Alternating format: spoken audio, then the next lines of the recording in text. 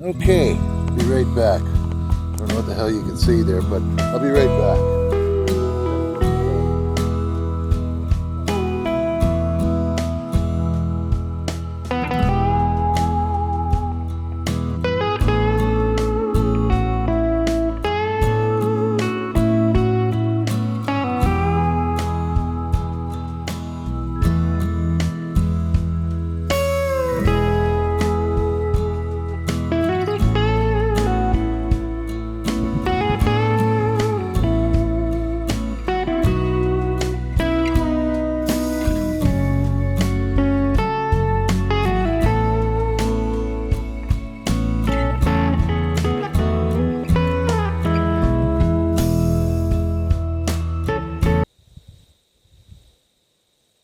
Now, if nobody's seen the camera down there, do you think I was friggin' 3/4 nuts talking to myself? But, there we go. Oh, I can see myself all right. Here you go. This is my beverage of choice on a hard-working day like this. It's Molson Excel 0.5 alcohol. Because you don't want to mix alcohol with fire. That's a safety pointer for you. Also, I got on my Bill's Excavating leather ball hat that I got some 20 years ago from Bill's Excavating in the Kaybob South Plant number 3, something like that. Kaybob number 3, when I was working for Chevron for close to 20 years.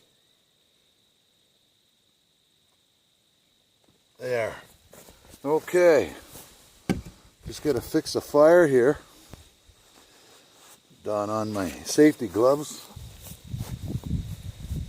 Just messing with me, you know. Where the hell did the stick go? All right. Oh yeah, I gotta be right back. I forgot that.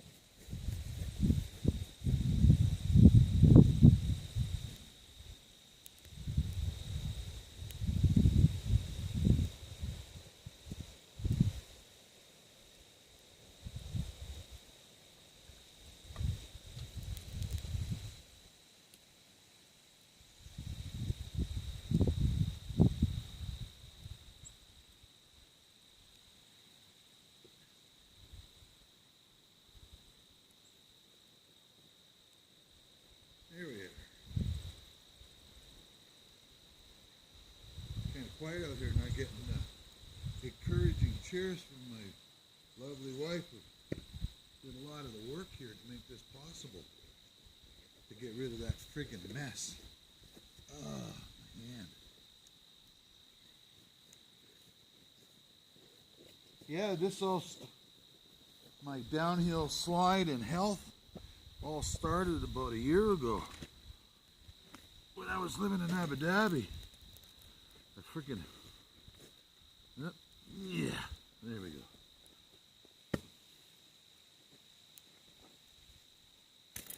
All started over, 2 little hemorrhoids. The bastards. All right. Yeah, that's not bad. All right, we'll just fluff this fire up a little bit and have a seat. Yeah. It's a good idea, I think, that I'm making these videos because I think I want to share them with all my family and my kids, my grandkids, future grandkids of grandkids and grandkids, just so they can remember who Grandpa Bob was. Now, to my students, they knew me as Mr. Bob. And I had another couple of nicknames too. One batch called me Stone Cold for the long time. I had KFC, of course. I don't know where to get the chicken thing. But what else was there? Mr. Bob. Oh. And another good one was, some of the students called me Sauger because I didn't like them cheating, and I took it upon myself to win that game. And I must admit, I was damn good. I'll tell you more on that in a minute.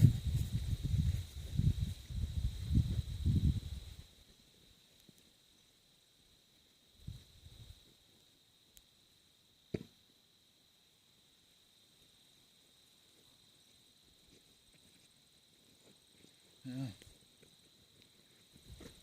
My experience when I was working in Abu Dhabi was I was hired on as a teacher. Teach UAE nationals. UAE stands for Short United Arab Emirates. Let's see, maybe move this thing over here. Let's see what we got here. It's all dependent whether I get gassed out or not. Hey, where am I? That's not bad. Let's see what happens when I sit down. I'm disappearing. Ah, good. Then you don't have to see the big... whatever. Okay. What's happening here? Okay, that's tidied up. So here goes. My cousin, Steve, got me a job after I got through taking a Microsoft system engineering program at a place called Quantum in Fredericton. So I went over there. I was 50 years old. It was neat. It was just before my 50th birthday, like days before. I think the Gulf War started a few days earlier.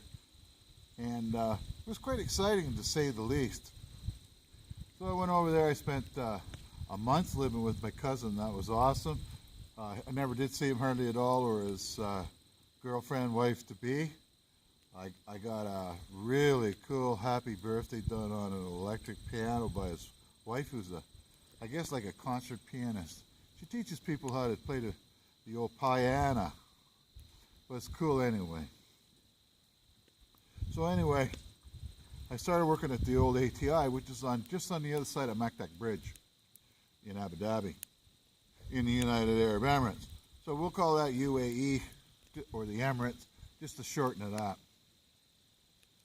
So when I first started there, I didn't have a clue what was going on. It was a whole new culture, and I had to figure things out pretty quick. So I guess I was thrown in an office. I believe I was with Graham Johnson, who's still working in Abu Dhabi. He's come back, and I don't know what company he's working for, but he's one of my Facebook friends. And of course, my cousin Steve, a guy named Bob Lapointe. He's from New Brunswick. Let me see, this way. He lives up this way, about 200 miles, 250 miles. And that's where I first met Mark, and my supervisor was Rod Swadling, little tiny Australian guy, nice as gold. He was actually my best man at me and Bubbles' wedding. So, what else is there? We can go on.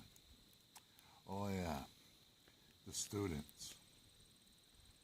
Didn't understand a thing when I went in there. All of a sudden they could say whatever they wanted in a second language, and I never had a clue what they were saying. I still didn't, actually, in the end. But where I got good was trying to catch these guys cheating. And they got, I must admit, better all the time. You know those little, I think they're called Stadler or Mars erasers? They come with a little cardboard around them. That was the first thing I picked up on. Of course, there was lots of talking between each other, and I gruffly go over there and give them the most menacing of stares and threatening and everything. And so they just started to refine their techniques. Now, there was the eraser. They'd write on the side of the eraser, slide the piece of cardboard over top of it, and somebody, of course, would need to erase an answer.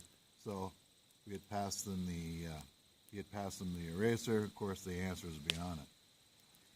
Well, to tell you the truth, We tried everything.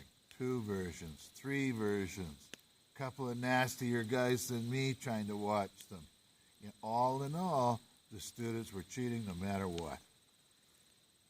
Not all. Some of them, I must admit, were really good. There was quite a wide spectrum. The bulk of them were pretty good. I can say that now. I wouldn't want to be caught saying that over there then. And some of them have become lifelong friends. But their life's over there and I'm long over here. So we'll see how far that goes.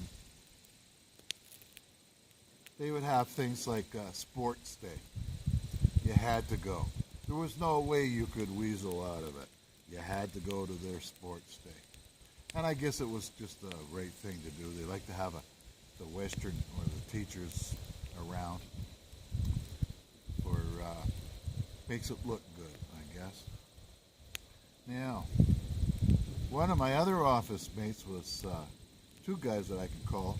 Sajad is the first guy from India that I had actually ever met and talked to. Nicest guy I ever met. I would say he's truly my friend, and I feel ashamed that I don't stay in contact with these guys too much, but I guess all in all, I'm on Facebook, and I keep things kind of public enough, and if they ever wanted to ask me something, they could always ask me personally. Galib is another guy, Galib Albir. He was, I don't know what the hell they call him, like a refugee from Iraq, and he has spent quite a bit of time living in UAE even before I got there, so he worked at the same school. And we became pretty good friends. What else was there? Mark Downs always comes to the rescue for me, and what can I say? Great guy.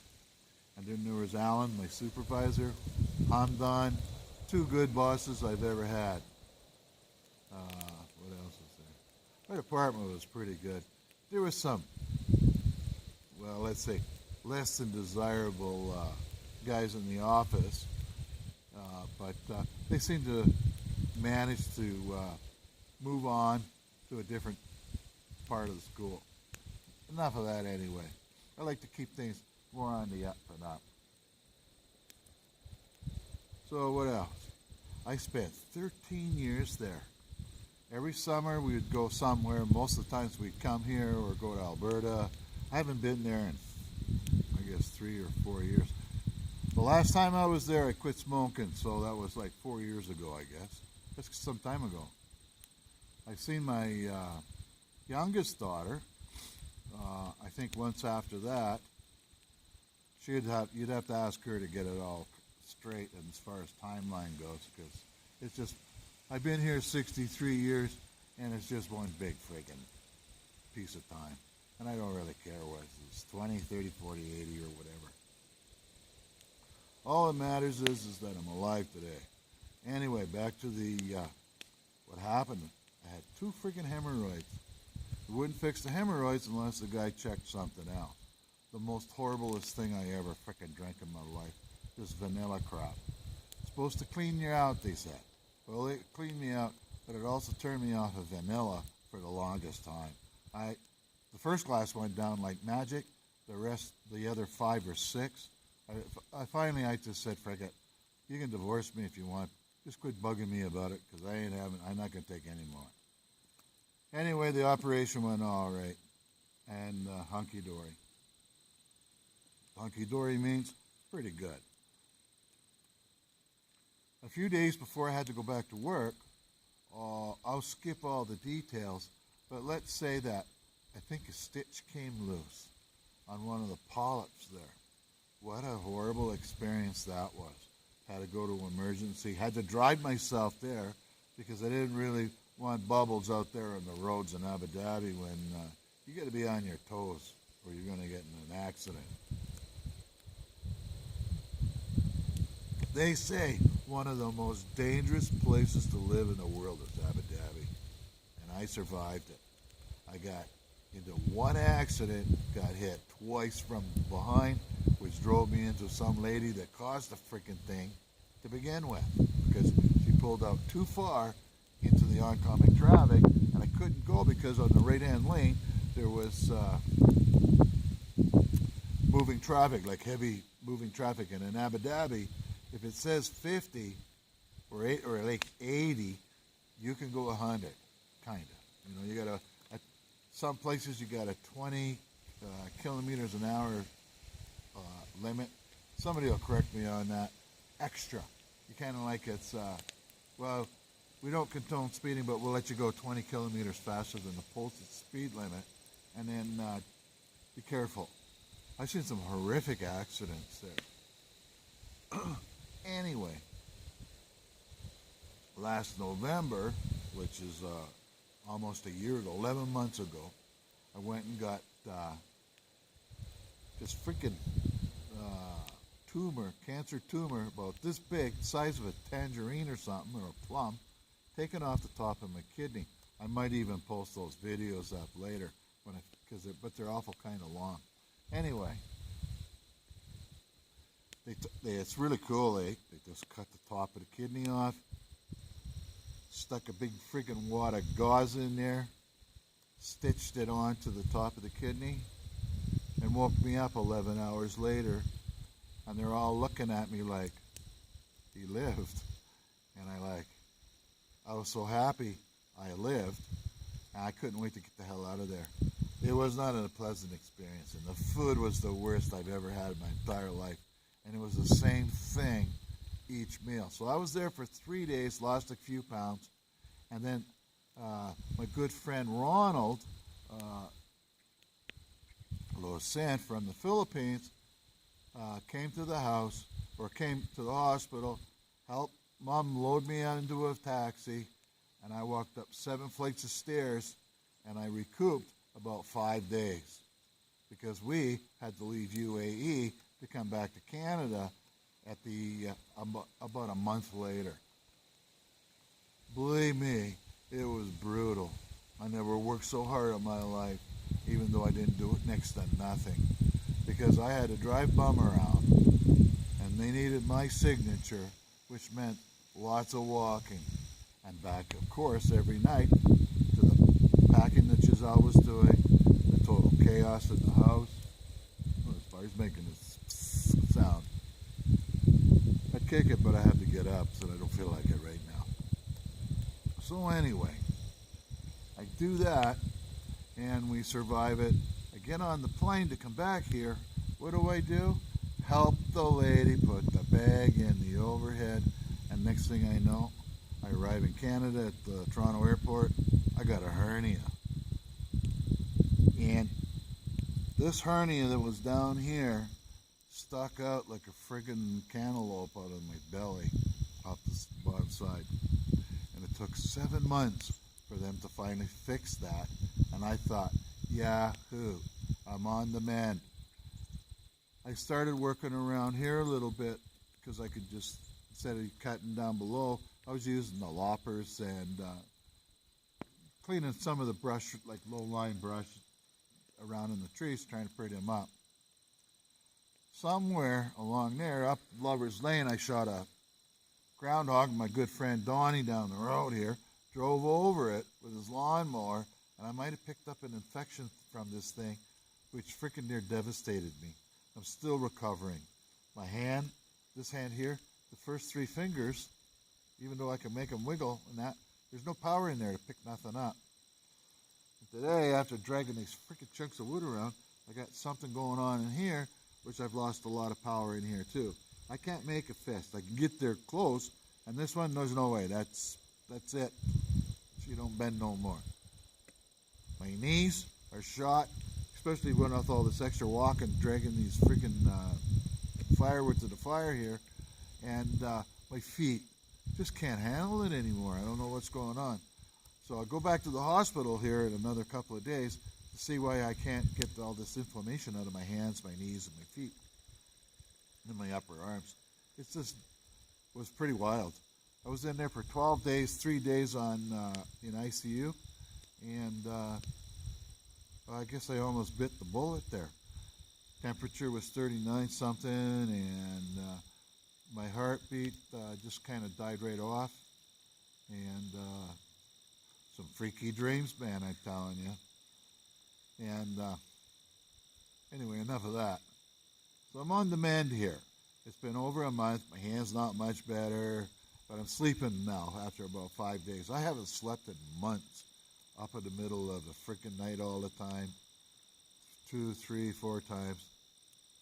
Sit at the kitchen table, look at my mobile, look at Facebook, send some pokes back, and here I am. Beautiful day, and in a couple of days' time, we're going to get hit with a cyclone that's hitting Florida just about now. Well, I think the fire's going to make me get up anyway, whether I want to or not. It's just gorgeous out. It's like a summer day right here in the sun. I know when the sun creeps over there a little bit more like last night, it's going to cool off pretty quick.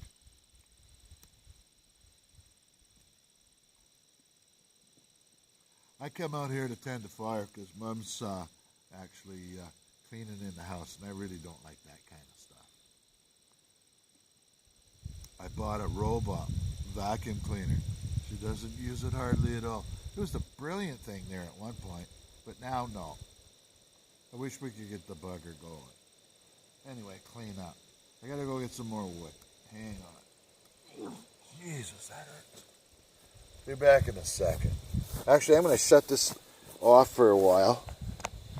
And the reason is, I'm not sure if I want to upload this big video or not.